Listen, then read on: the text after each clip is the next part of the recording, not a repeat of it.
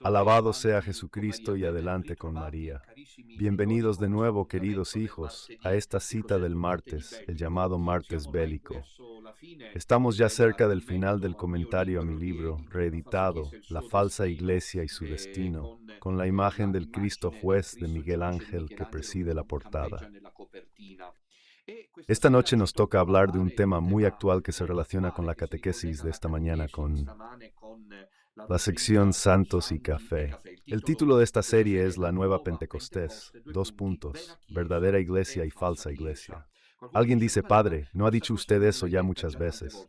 No basta, hay que insistir y trabajar, porque frente al dominio mediático que protege, aboga, promueve, alienta a la falsa iglesia, porque se trata de una continua promoción de Bergoglio, se habla como nunca se ha hablado de ningún papa desde que existen los medios, ni siquiera con Juan Pablo II, el 13 luego censurado en exceso.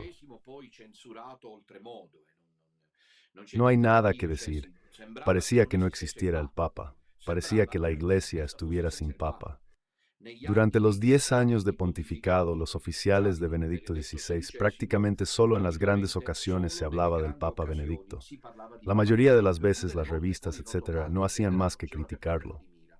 Intente comprobar, si me equivoco, cómo los medios idolatran a Bergoglio. Es un papa mediático. No existe el verdadero Papa Francisco. Es un papa mediático que no pasa un día, que no se escapa, que en RAI 1, en RAI 2, en RAI 3, en el Canal 5, luego esas televisiones, esos canales que eran más filocomunistas, son los que hoy, precisamente por eso, porque Bergoglio fue a ver a Bonino, era amigo de Panella, es amigo de los pobres, esas cosas, y entonces es el papa del que siempre todos hablan de Bergoglio.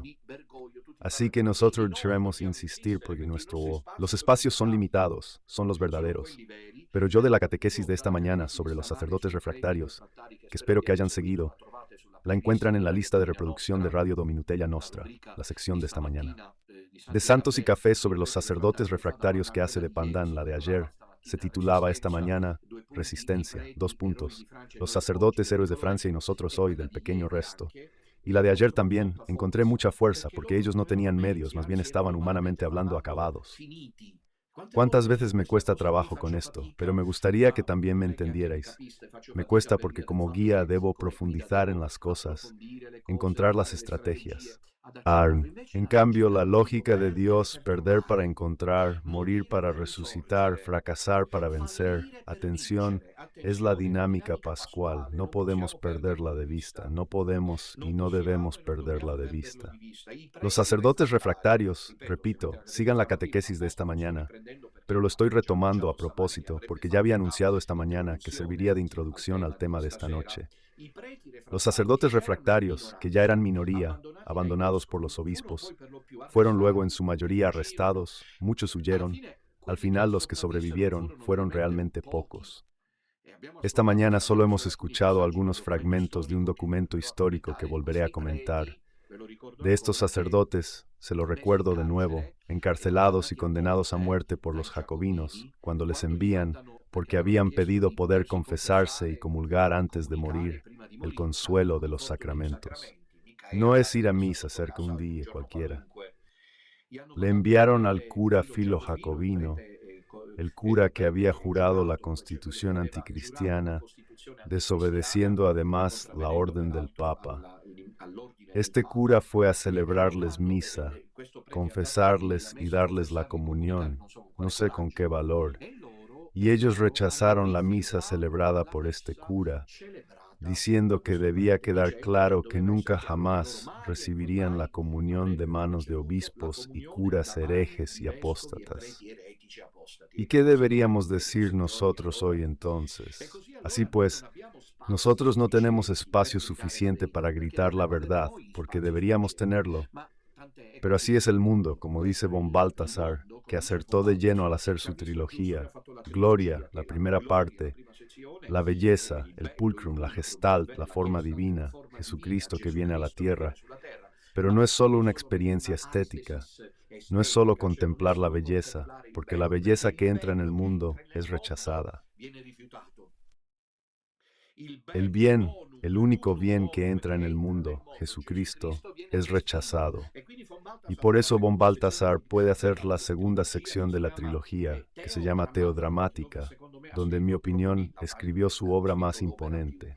Von Balthasar la llamó Teodramática porque apelando a la tradición del mundo griego, dijo que el mundo es así, es un teatro, el escenario donde se desarrolla la lucha, el enfrentamiento entre el bien y el mal. Nosotros gritamos la verdad es evidente, pero vean cuántas contradicciones, cuántas antinomias donde menos te lo esperas, cuántos intentos de encubrimiento, cuántos intentos de desacreditación, cuántos intentos de arrebatarnos el monopolio, llamémoslo así, de la verdad. ¿Por qué la contradicción? Y no hay nada que hacer, debemos aceptarlo. Es la lógica, Pasquale. Y es la lógica de los sacerdotes refractarios de Francia, algunos guillotinados, otros encarcelados, ejecutados sumariamente, las monjas de Compiègne que no quieren quitarse el hábito porque se les había dicho que si se quitaban el hábito, carmelitas serían salvadas, pero no lo hacen y son condenadas a la guillotina también ellas. Los que huyen, en fin, así es, la verdad era ocultada por el régimen del terror jacobino. Es una página de la que, como decía esta mañana, se habla poco, pero son héroes de la fe, no menos que los del régimen comunista.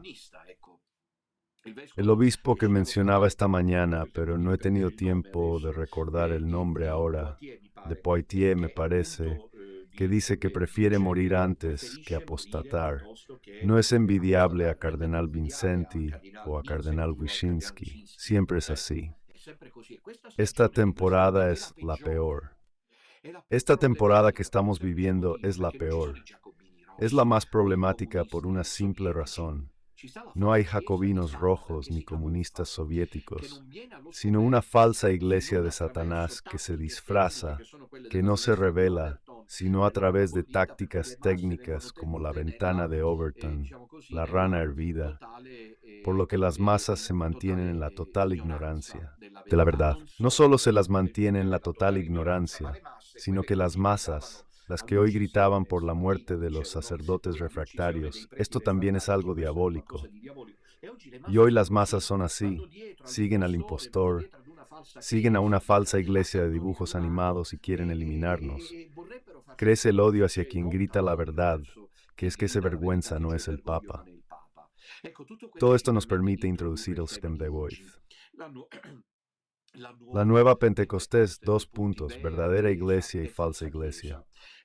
Estamos en la página 222 de La falsa iglesia y su destino, penúltimo capítulo. La próxima semana, en la fiesta de la Inmaculada, hablaremos del último, finalmente el Apocalipsis. Pero este tema de la nueva Pentecostés es un tema para profundizar.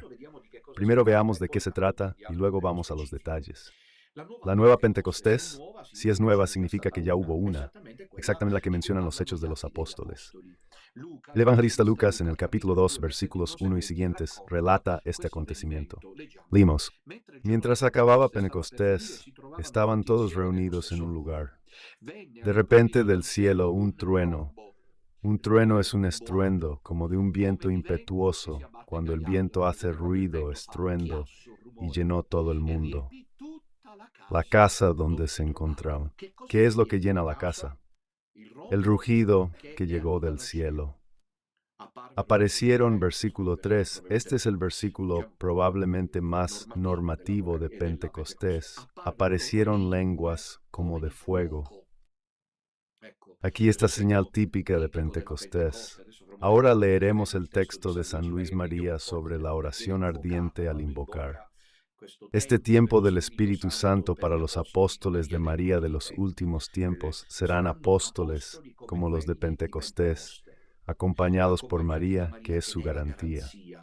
Porque debéis saber que los apóstoles, cuando iban de un lugar a otro, tenían a Jesús, pero también a la Virgen en su corazón. La Virgen los había instruido. Hay una fase intermedia en la que la Santísima Virgen, la Reina de los Apóstoles, hace todo lo posible por educarlos bien, por ayudarlos a afrontar. María se convierte en su garantía.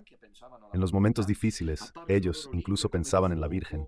Les aparecieron lenguas como de fuego que se dividían. Las lenguas se dividen y se posaron sobre cada uno de ellos, es decir, sobre los apóstoles. Versículo 4. Y todos quedaron llenos. Todos significa todos los apóstoles, pero todos llenos significa completamente llenos cada uno de ellos. ¿De qué? Porque hasta ahora no se ha dicho, finalmente se dice, porque llega uno que llega en forma de trueno, de viento, que se abate y de lenguas de fuego, pero finalmente se dice quién es este tal que llega, porque no es algo, es alguien. Todos quedaron llenos del Espíritu Santo. Pentecostés es la irrupción del Espíritu Santo. Y comenzaron a hablar en otras lenguas, según el Espíritu les daba poder de expresarse. Sabemos cómo va, que salen del cenáculo y anuncian con la frescura, con la potencia, con la fuerza del Espíritu Santo, que es la que acompaña la vida de la Iglesia en medio de las tempestades de la historia. Estos cristianos, desde los apóstoles hasta los apóstoles de los últimos tiempos, pasando por los sacerdotes refractarios de Francia, con la Revolución Francesa, a los mártires del sistema soviético, a los mártires de África, anunciar el Evangelio con la frescura, la potencia del Espíritu Santo. Y esta es la Pentecostés. Entonces, ¿qué es la nueva Pentecostés? La nueva Pentecostés anuncia un paso a través del fuego, de la prueba, un paso inevitable. Y aquí me gustaría citarles el Catecismo de la Iglesia Católica en el número 675. El Catecismo Católico habla con claridad. Leamos el número que conocen bien, lo hemos comentado mucho. Dice el Catecismo, la última prueba de la Iglesia, número 675. Antes de la venida de Cristo, la Iglesia debe, parece que se oye cuando Jesús dice, el Hijo del Hombre debe conocer, ser azotado, crucificado. Porque debe lo dice todo, no dice nada. Porque debe, ¿por qué no es mejor evitarlo? Pero ¿no es mejor ir a misa en unión con el Papa Francisco? ¿No es mejor decir que esa es la verdadera iglesia? Pero ¿por qué debe? Dios es en griego, hay que pedir. Y aquí el catecismo escrito por el genio ratzingeriano, digamos, toma prestada precisamente esta especie de paralelo bíblico del debe, como el Hijo del Hombre debe. El Hijo del Hombre debe sufrir, Jesús. Dice el Hijo del Hombre, hablando de sí mismo, debe sufrir. Así que la iglesia debe significa que no hay alternativa, no es que podamos encontrar nosotros las estrategias para evitarlo, sobre todo cuando encendemos la tele y vemos cómo Bergoglio es idolatrado. La falsa iglesia es venerada, adorada, amada, publicitada, patrocinada, valorada por los poderes del mundo. ¿Por qué? Porque el mundo está en manos de Satanás, y a Satanás obviamente le conviene presentar a Bergoglio como el Papa y a eso como la iglesia. Y aquí se realiza lo que dijo Monseñor Fulton Sheen. En todo parecerá la Iglesia Católica, aunque en la sustancia, que evidentemente muchos no quieren ver, sea el cuerpo místico del Anticristo. Así que ahora hay un gran jubileo en 2025. Ven, ahora ya se están preparando, no pasa un día sin que se hable de ello. El portavoz de la Basílica de San Pedro, el padre Enzo Fortunato, ha anunciado la creación de una nueva revista donde el Papa Francisco responderá a las cartas. Todas estas ideas, la tumba de San Pedro será filmada continuamente. La gente debe caer en el engaño, creer que esa es la Iglesia Católica. Y es extraño ver que hay sacerdotes recién salidos, aparentemente salidos, que dicen que esa es la Iglesia Católica. Esa es la Iglesia Católica. Todo debe permanecer en el engaño. Las masas deben creer que esa es la Iglesia de Cristo. No lo es, no puede serlo. La gente debe creer que esa es la Iglesia de Jesucristo. En el libro 675 dice que antes de la venida de Cristo, la Iglesia debe pasar por una prueba fiel. Así que es completamente diferente a la del terror jacobino para nosotros, porque al parecer nos ha tocado a nosotros vivirla. A veces pienso y digo que nos toca a nosotros. Además, yo debería tener en todo esto, estaría teniendo un papel, pero si me hubiera metido, sería mejor no haber nacido en ciertos casos. Lo digo en broma. Debe pasar una prueba final, que final significa decisiva, que sacudirá la fe de muchos creyentes. Un sacudir la fe, hoy lo vemos muy bien. La gente está desorientada, los curas están desanimados, los obispos no saben qué hacer. Por todas partes hay desorientación, por todas partes hay confusión. En la iglesia de Roma hay un caos total. Total, alguien que es católico auténtico no puede dejar de sospechar que estamos ante una situación precisamente de conmoción. La persecución, luego se habla de persecución, que acompaña su peregrinaje en la tierra, es decir, el camino de la iglesia hacia el Echatón, a la espera de la parucía del Señor, revelará esta prueba, por la cual la iglesia debe pasar por esta prueba. ¿Por qué? Porque esta prueba revelará, la prueba final revelará, en una palabra, el misterio de iniquidad al precio de la apostasía de la verdad. Es decir, la apostasía, la que estamos viviendo, con confianza suplica en Amoris Laetitia, Abu Dhabi y todas las demás iniciativas bergoglianas, está a la vista de todos. No es que debamos esperar a que llegue. La gente ha apostado como si nada. Y esa es la señal, dice el catecismo, del arribo del adempimento, de la prueba final. El máximo engaño que cabe esperar, dice el catecismo, es el del anticristo. Aquí está, es la del anticristo. Así que es inevitable pasar por esto. Como decimos, el catecismo Ecclesiae Chrétienne. Y luego, San Pablo en la segunda carta a los tesalonicenses lo anuncia con mucha claridad. ¿Recuerdan, dice Pablo, que les hablé de esto con ustedes? Tiene que venir el anticristo, pero antes, dice Pablo, debe haber la apostasía. Así que como ven, no estamos siguiendo solo las profecías en absoluto. Pero naturalmente también están los mensajes de la Virgen, que demuestran y hacen comprender que estamos ante una expectativa de este tipo, una prueba final que sacude la conciencia de la mayoría de los creyentes, la mentira y el engaño del anticristo. Este paso a través de la prueba final, como les dije al comienzo de esta catequesis, tiene sin embargo, como subraya el Catecismo de la Iglesia Católica, un componente, presten atención, pascual. La Iglesia, la verdadera Iglesia, permanecerá fiel a su Señor, porque estamos en el año 2017, interesante, fijando precisamente, con renovada pasión, la mirada de la fe en la cruz de Cristo, incluso durante el tiempo de oscuridad y tinieblas del Viernes Santo, al menos en un pequeño resto de elegidos. El extravío doctrinal, en fin, este extravío doctrinal es algo muy serio, probablemente lo más serio.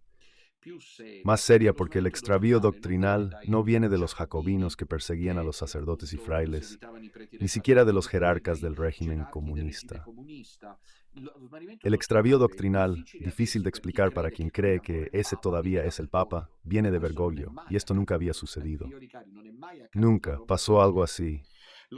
La confusión general en la Iglesia entre los católicos esta vez proviene directamente del impostor que estáis en el trono de Pedro, que no es papa según las leyes de la Iglesia, y además es hereje y apóstata. El desconcierto doctrinal. ¿Se puede dar la comunión a los divorciados y vueltos a casar? ¿A quien vive en pecado mortal, en una situación irregular en el plano moral? ¿A los concubinos? En una palabra, no se puede. Lo dijo nuestro Señor, cometen adulterio. Y sin embargo, el Papa Francisco, como lo llaman, hace la comunión a los divorciados y vueltos a casar. Es cada vez más grave meditar sobre esto, cuanto más tiempo pasa, porque también hay un desapego emocional que te hace comprender con más lucidez lo grave de lo que ocurre. Ahora, el próximo mes, se cumple un año de la declaración firmada por Fernández, con la contrafirma de Bergoglio, Fiducia Supplicans, un año que lleva circulando. Parece soy televisado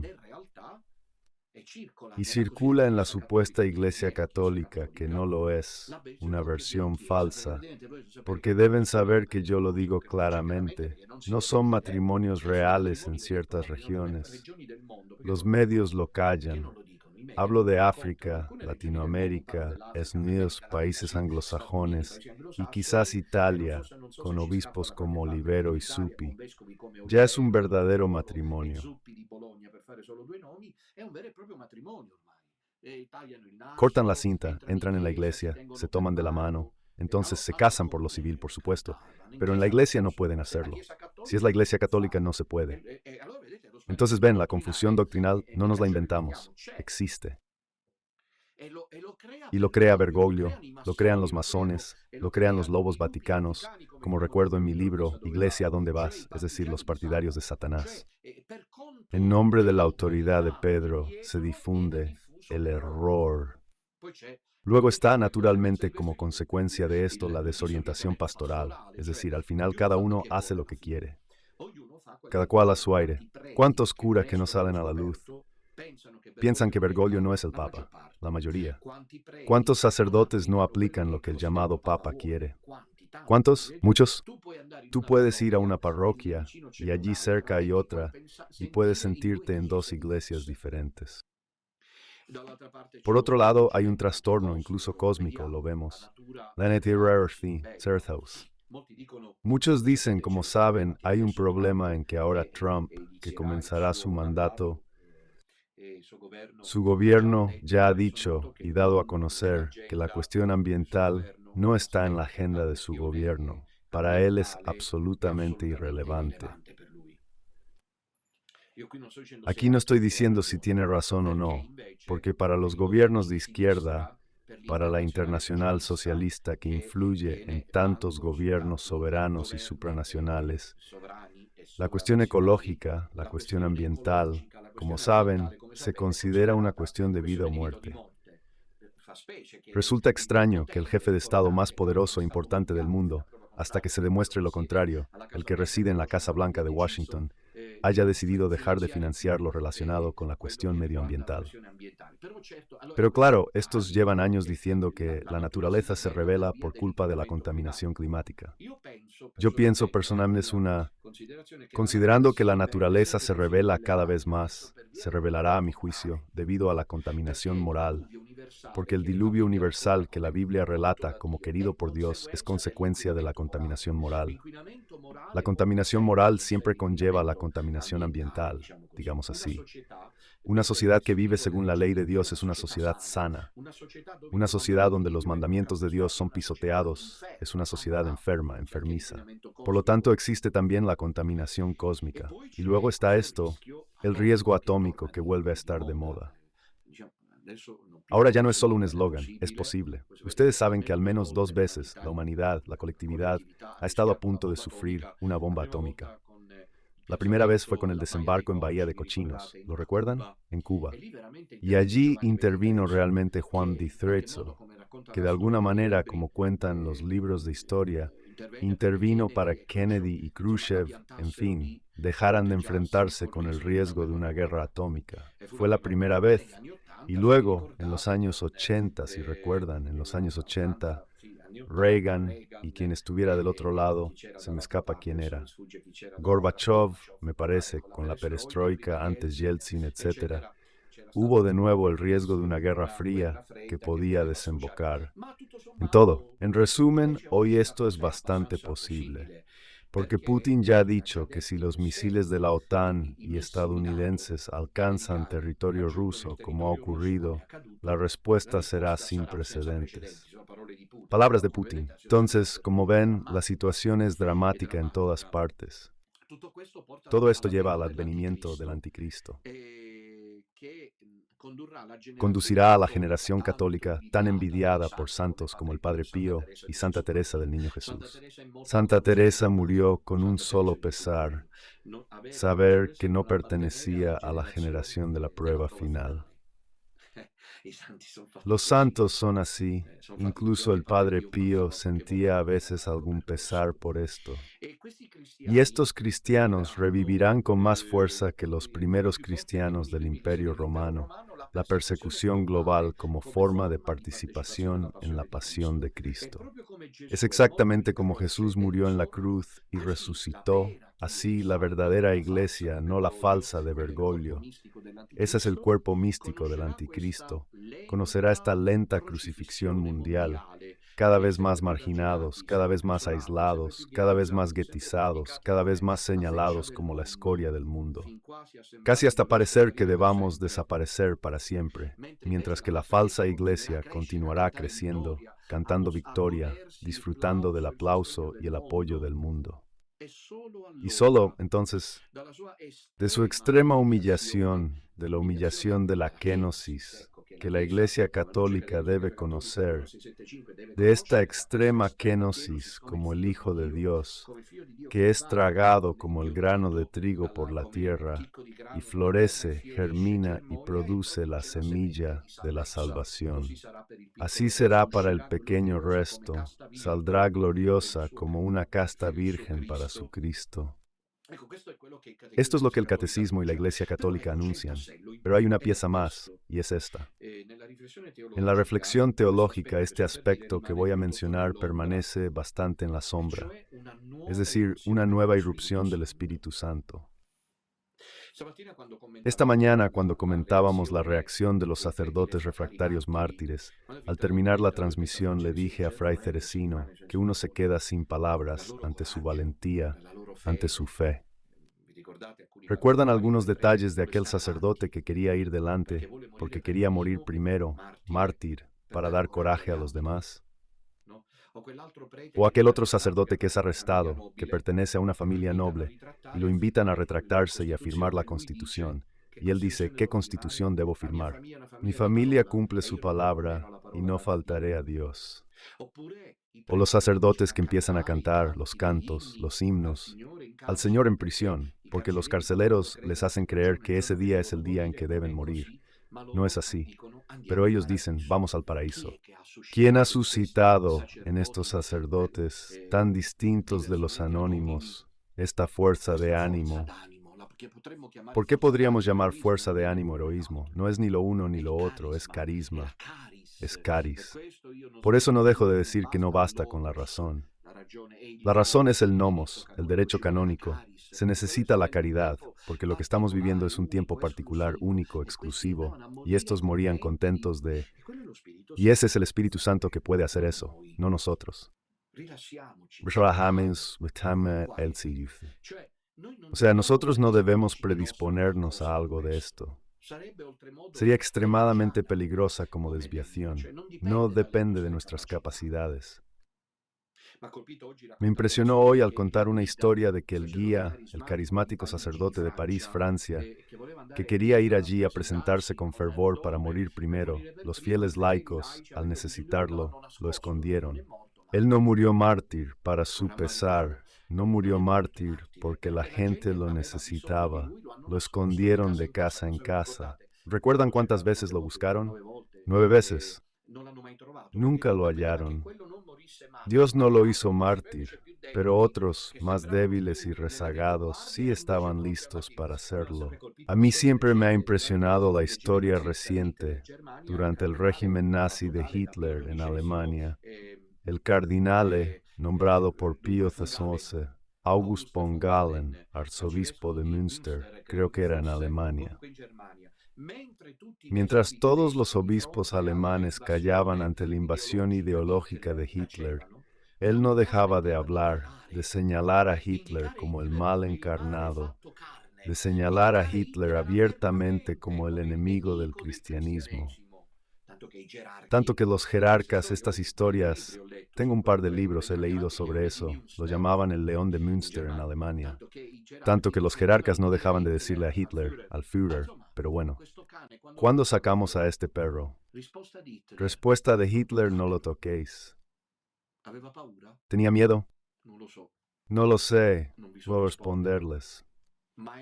Pero está históricamente probado que los jerarcas no podían explicarse por qué Hitler enviaba voluntariamente a la muerte a quien fuera, pero en el caso del arzobispo de Münster, August von Galen, que era el único que ladraba, Hitler maullaba. Es interesante porque los jerarcas no se lo podían explicar. ¿Cómo es que él, Hitler, no permitía que los jerarcas lo arrestaran y lo mataran como se merecía? No toquen al hombre. Pero los jerarcas han logrado hacer algo que ahora os dejará sin palabras. Es historia comprobada, verifíquenlo, nada se inventa. El martirio y todo lo suscita el Espíritu Santo. Vivimos una nueva Pentecostés. Sin el Espíritu, el pequeño resto. ¿Cómo seguiríamos? ¿Cuántos mensajes? Padre, cuídese en la nieve, está aquí allá del arco alpino oriental al occidental y viceversa. Bajas a Bolonia, subes a Milán, vas a Cerdeña, vuelves, haces, dices. ¿Cómo lo logras? Padre, ten cuidado. Padre, os digo que si fuera por mí, sería más que un bebé recién nacido envuelto en pañales disfrutando del calor. El Espíritu me guía. Volvamos a Von Galen. Entonces los jerarcas, como Hitler no quería arrestarlo, hicieron algo más. Es decir, ordenaron, no se sabe bien si con el beneplácito o no de Hitler, un bombardeo selectivo. Con esos alemanes no se jugaba. Un bombardeo preciso, casi al borde de la guerra, para acabar con Von Galen en el obispado, en el centro histórico de Münster, donde se encontraba el palacio donde vivía el obispo. ¿Saben qué pasó? Que los fieles de Münster, porque así funciona, como el cura refractario que era la guía y lo esconden, miren lo que pasa.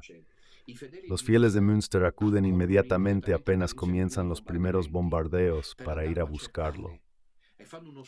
Y forman un escudo humano. Un par muere por las esquirlas que llegan tras los bombardeos. Lo acompañan mientras se derrumban todos los desvanes cubriéndolo. Algunos se precipitan y mueren. En fin, se salva. La guerra termina pocos meses después, y Pío XII, sabiendo esta historia, lo crea cardenal Von Galen para premiarlo por el valor que tuvo al combatir el régimen nazi, que de hecho había colapsado. ¿Qué hace Von? Va a Roma, toma la púrpura, regresa a Münster, y miren, no solo Münster recibía al cardenal, era la Alemania antinazi que rendía homenaje al campeón de la fe, que debería ser más conocido. ¿Saben qué fue capaz de decir Von Galen en la homilía con motivo de la creación del cardenal y sus fieles? Les agradezco al Santo Padre, agradezco a la Iglesia, agradezco a todos ustedes que me han salvado la vida y agradezco estos honores que me están dando. Pero ¿por qué no me dejaron morir mártir?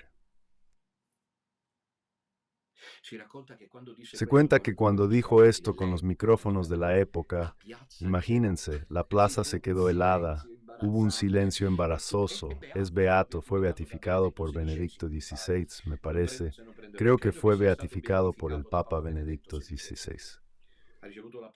Recibió el capelo hace unos meses y falleció. El Espíritu Santo lo hace.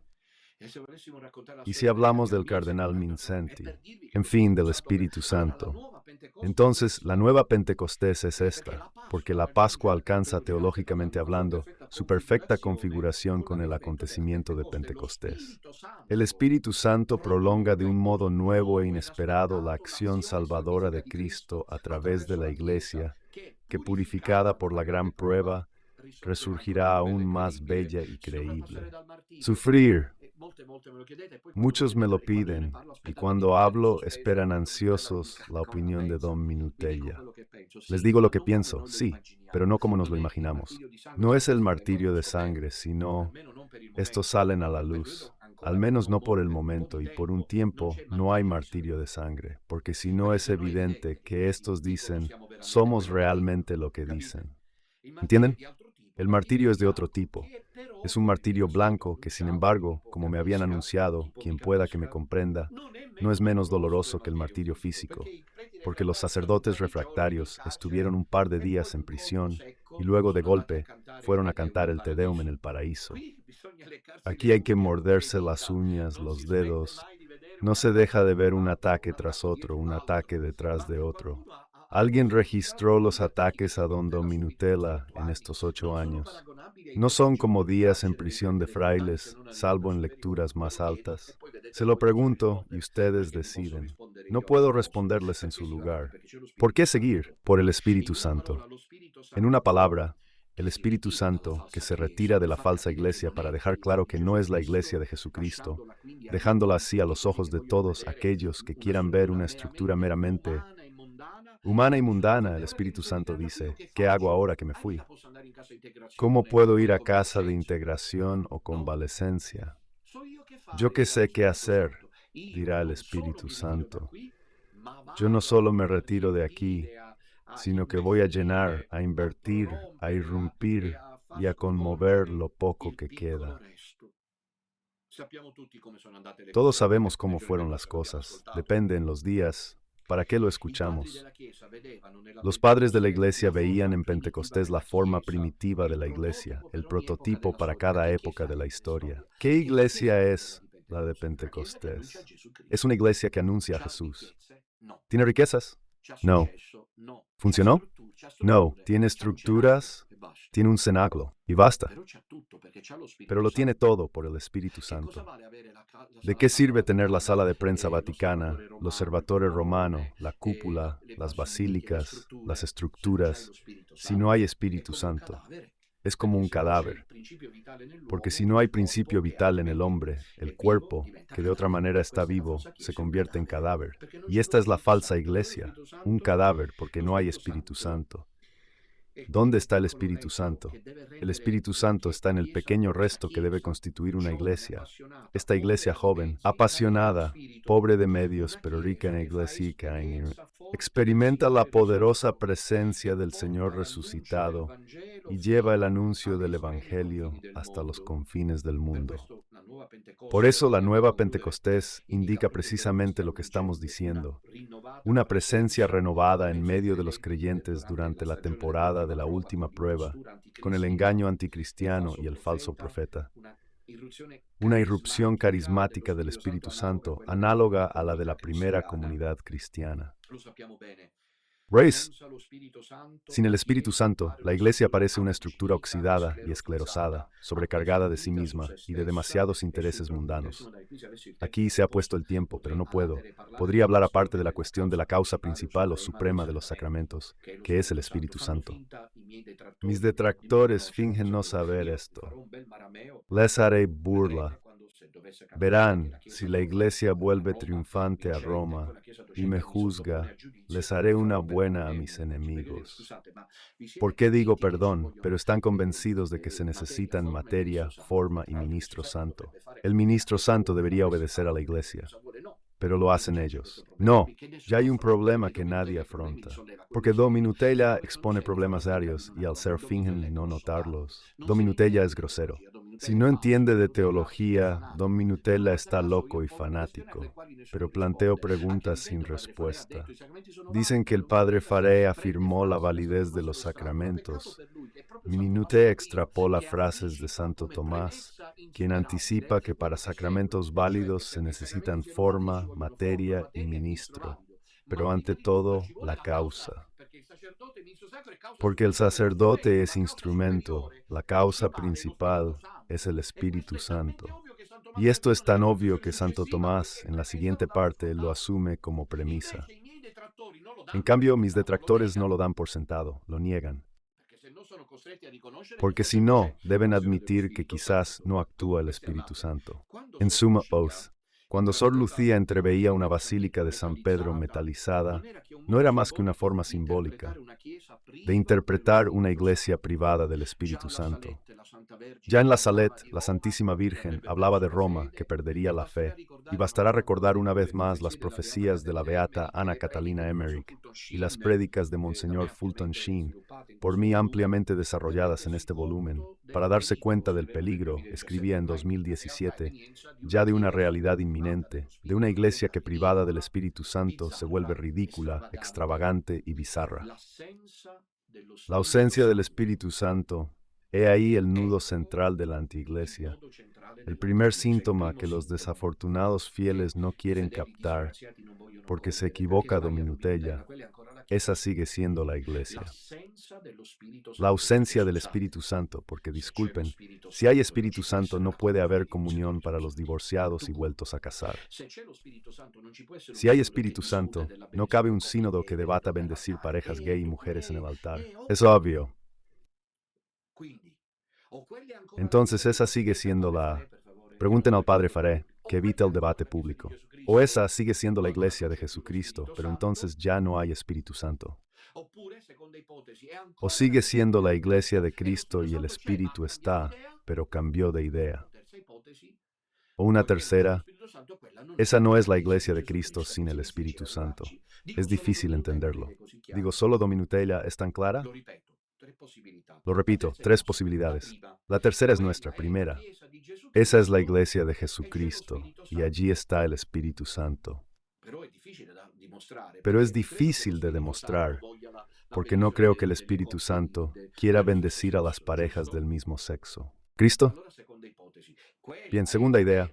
Esa es la verdadera iglesia de Jesucristo y está el Espíritu Santo, pero ha cambiado de opinión. Se ha actualizado, porque oye al Papa. No sé si debemos. Tercera y última idea. Esa no es la iglesia de Jesucristo, porque no hay Espíritu Santo.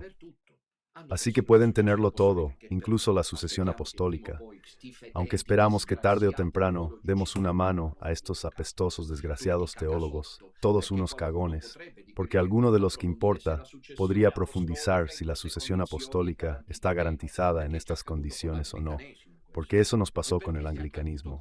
¿Y por qué, si ocurrió con los cismáticos anglicanos, no podemos prever que la sucesión apostólica se interrumpa también con los cismáticos bergolianos? No hay teólogo que pueda usarlo. Dominutella debe hacerlo todo. Pero, ¿ven hasta qué punto de infame complicidad se encuentran obispos, monseñores, teólogos, canonistas? Creen salirse con la suya. Dominutella es inteligente, está preparado, es capaz. Pero si están en su lugar, lo tienen todo, mas no el Espíritu Santo. Y sin Espíritu Santo, la sucesión apostólica. Sobre todo si es una iglesia cismática. Y esto lo probaba el primer Sionsi. Espero lo reafirme, o sería contradictorio. Habló de Bergoglio como patriarca de una iglesia cismática. No es la iglesia de Cristo, ¿no? ¿Cómo va eso de igual a igual? De acuerdo con el padre Faré.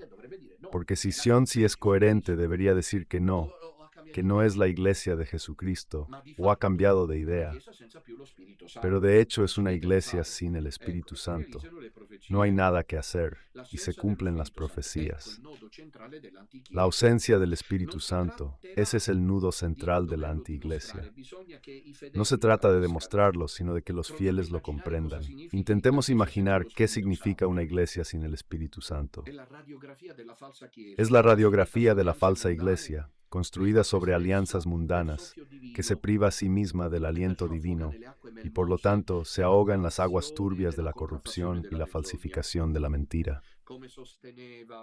Como sostenía el teólogo y cardenal Ratzinger, es el Espíritu Santo el que edifica las piedras, no al revés. El Espíritu no es reemplazable. Donde no hay espíritu que construya, las piedras callan. Acabo de regresar de Francia, he visto esto. Piedras mudas, la catedral de Reims, pero muda. Arte espléndida está también él, el cuerpo del santo cura y su corazón, pero es muda, porque no hay Espíritu Santo. Donde el Espíritu no está vivo, no obra ni anima, las catedrales se convierten en museos, monumentos del pasado cuya belleza entristece porque está muerta. Eso es lo que viví en Francia. Así pues, la nueva Pentecostés sigue siendo la mejor manera de vislumbrar el verdadero futuro de la verdadera iglesia. Esto corresponderá al triunfo del corazón inmaculado de María. Por lo tanto, me parece sumamente oportuno remitirme para concluir al apoyo de las locuciones interiores recibidas por don Stefano Gobi, sacerdote milanés, que a partir de 1973, en peregrinación a Fátima, y prácticamente hasta su muerte, radiografió la situación actual de la Iglesia.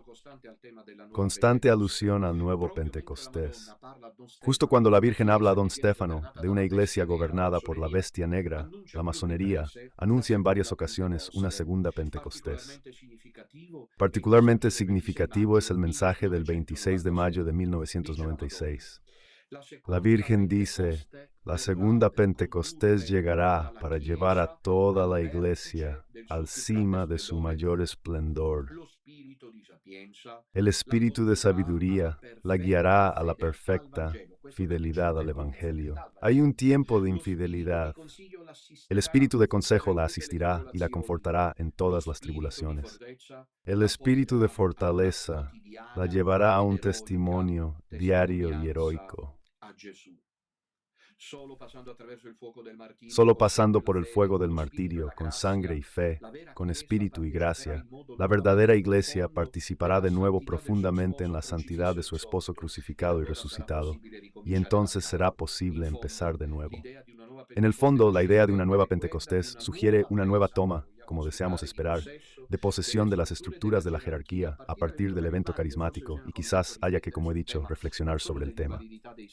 No solo de la invalidez de los sacramentos, como yo sostengo, porque falta el Espíritu Santo en la falsa iglesia, sino también de la cuestión muy seria de la sucesión apostólica. Concluyamos con San Luis María, quien en oración al Espíritu Santo pide corazones ardientes como los primeros apóstoles para nuestros tiempos. Espíritu Santo, acuérdate de engendrar y formar hijos de Dios con María, tu santa y fiel esposa. Formaste con ella al líder elegido. Por lo tanto, con ella y en ella debes formar todos sus miembros. Todos los santos del pasado y del futuro, hasta el fin del mundo, son obra de tu amor unido al de María. Se está dirigiendo directamente al Espíritu Santo. El reino especial de Dios Padre duró hasta el diluvio y terminó con un diluvio de agua. El reino de Jesucristo terminó con un diluvio de sangre, pero tu reino, Espíritu del Padre y del Hijo, continúa todavía y terminará con un diluvio de fuego, de amor y de justicia. ¿Cuándo llegará ese diluvio de fuego del puro amor que debes encender en toda la tierra de una manera tan dulce y vehemente que inflame y convierta incluso a musulmanes, paganos y judíos? ¿Debemos creer en estas cosas? ¿O es leyenda? Nada escapa a tu calor. Que se encienda, pues, este fuego divino que Jesucristo vino a traer a la tierra, antes de que arda el de tu ira, que reducirá a cenizas toda la tierra. Envía tu espíritu y serán creados. Renueva la faz de la tierra, recuerda a tu comunidad. Y luego concluye así: Señor, reúnenos de entre los pueblos, reúnanos, haznos unidos, danos esto, danos aquello, que no puedo leerlo todo, estoy sobrepasando el tiempo permitido. Me gustaría leerles el final es muy bonito. Dice así: probablemente Monforte tiene una visión mientras escribe esto. Más bien seguro, porque mientras escribe la oración irrumpe en una especie de lamento, escuchen, bastante inusual, incluso irracional, si no se justifica con el hecho de que estaba viendo algo. Mientras escribía la oración, en cierto punto, escribe así, dice así: ¿quién es como Dios? Déjame gritar por todas partes: al fuego, al fuego, al fuego. Escribe. Ayuda, ayuda. Hay fuego en la casa de Dios, hay fuego en las almas, hay fuego incluso en el santuario. Dejé el santuario hace poco. Me recuerda una promesa de la Virgen que indagaré, pues pedí luz y creo haberla recibido. ¿Qué me dirá el gran prelado? Tiene en sus manos la balanza del santuario. Fuego, Omedever, Ergoworts. ¿Qué ve? Ayuda, están matando a nuestros hijos. Ayuda, están apuñalando a nuestro buen Padre. Quien esté con Dios, venga aquí. Todos los buenos sacerdotes esparcidos por el mundo cristiano, vengan y únanse a nosotros. Formemos juntos. Bajo la bandera de la cruz, un ejército desplegado y listo para la batalla, para atacar a los enemigos de Dios, unidos y ya alertados. Suena la alarma, tiemblan, se agitan, aprietan los dientes, son numerosos. Rompamos sus cadenas, despierten porque duermen, señores. Despierten, señores, levántense. ¿Por qué fingen dormir? Levántense con toda su omnipotencia, vengan a defender su gloria y a salvar las almas, para que haya un solo rebaño y un solo pastor, y todos puedan glorificarlo en su templo. Amén. Hemos llegado al final de este intenso episodio, por el cual les agradezco su paciencia al escucharme. No podemos sino concluir con el tema de la nueva Pentecostés, cosas razonables que les he dicho a propósito de esta nueva irrupción del Espíritu Santo en el tiempo de la última prueba. Ven Espíritu Santo, ven por María, y que sea Pentecostés. Sea alabado Jesucristo.